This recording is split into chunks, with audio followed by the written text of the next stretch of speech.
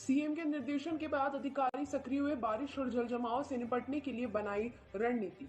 Collector ने सभी विभाग प्रमुखों के साथ बैठक की। जल जमाव यातायात व्यवस्था के संबंधों में समीक्षा की।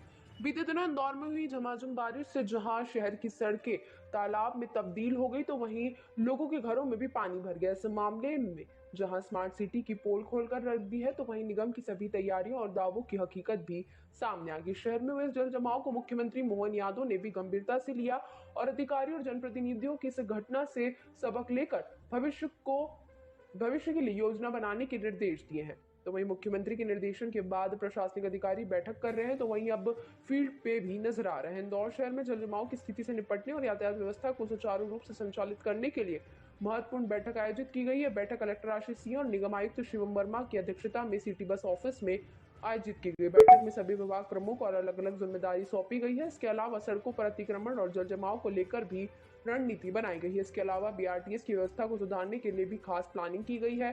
कलेक्टर आशीष सिंह की माने तो शहर के कई इलाकों में नई स्ट्रॉन्ग वाटर लाइन और पुराने नालों को दोबारा से उपयोग में लाने पर भी चर्चा की गई है। उम्मीद है कि इस बैठक के माध्यम से बनाई गई रणनीति को जल्दी अमल में लाया जाएगा, ताकि भविष्य में इस तरह के हालात दोबारा न बने।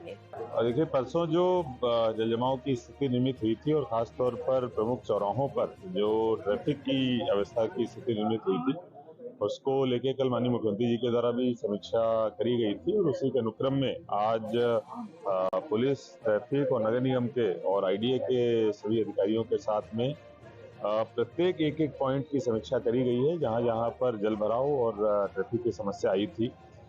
प्रत्येक पॉइंट पर किस वजह से समस्या आ रही है और उसके क्या संभावित समाधान हो सकते हैं, उन पर बहुत डिटेल में डिस्कशन किया गया है। खास तौर पर जो बीआरटीएस और उसके आसपास का क्षेत्र है, विजयनगर और भास्कर प्रेस के आसपास का, उसके संबंध में जरूर 2-3 चीजें निकल कर आई हैं कि जो रिंग रोड के साइड वाला जो पानी आता है, अगर उसको हम लोग किसी तरीके से एक क्रॉस ड्रेन बनाकर पहले से ही लेकर अगर क्रॉस करा सके तो इस समस्या का समाधान मिल सकता है।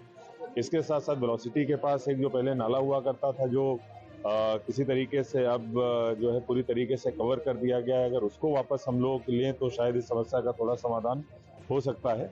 तो इन सभी पॉइंट्स पे डिस्कशन हुआ है और जहां जहां पर हमारी स्टॉर्म वाटर लाइन नहीं है वहां पर स्टॉर्म वाटर लाइन डाली जाए।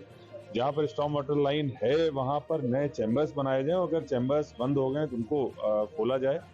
कुछ ऐसी जगह है जहां पर बगल से नाला जा रहा है और वहीं पर चौराहे पे जलभराव की स्थिति निर्मित हो रही है, तो निश्चित रूप से उसका बहुत ही आसानी से सोल्यूशन निकाला जा सकता है।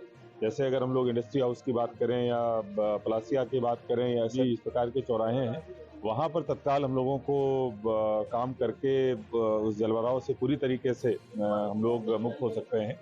जितने भी ऐसे स्थान है जहां पर जलभराव की समस्या अधिक हो रही है और वहां पर कोई पुराना नाला हुआ करता था, रेवेन्यू ऑफिसर से ये भी बोला गया है कि वहां पर हम लोग निकालें कि कौन से नाले हुआ करते थे। अगर हमको अतिक्रमण भी वहां पर हटाने पड़े या अन्य कोई भी इस प्रकार की बाधा हटानी पड़ी तो हम लोग वो भी करेंगे। प्रत्येक बिंदुवार हम लोगों ने डिस्कशन किया है, इसकी प्रोसीडिंग भी बनेगी और प्रत्येक बिंदुवार हम लोग आगे कार्रवाई करके तो ये समस्या कम से कम हो, जनता को कम से कम परेशानी दिशा में काम करें। ऐसे कितने नाले ट्रेस हुए जहां पर अतिक्रमण के कारण पानी रुक रहा है? देखिए, ऐसे लगभग 3 या 4 पॉइंट्स आए हैं जहां पर पानी रुक रहा है और वहां के आसपास कोई नाला हुआ करता था। ऐसे 4 नाले चिन्हांकित हुए हैं और लगभग 12 के आसपास हमारे चौराहे से चिन्हांकित हुए जहां पर वो काम करने का आवश्यक है। कोई टाइम लिमिट तय की गई? देखिए, इसमें 2 प्रकार की चीजें हैं। एक तो जहां पर तुरंत ही हमको चैम्बर अगर बनाना है, स्टॉर्म वाटर लाइन है वहां पर अगर चैम्बर बनाना है या उसका ढक्कन उठाना है या फिर वहां पर थोड़ा बहुत संशोधन का काम करना है तो तुरंत ही अगले 2-3 दिनों में हो जाएगा, कल से ही शुरू हो जाएगा।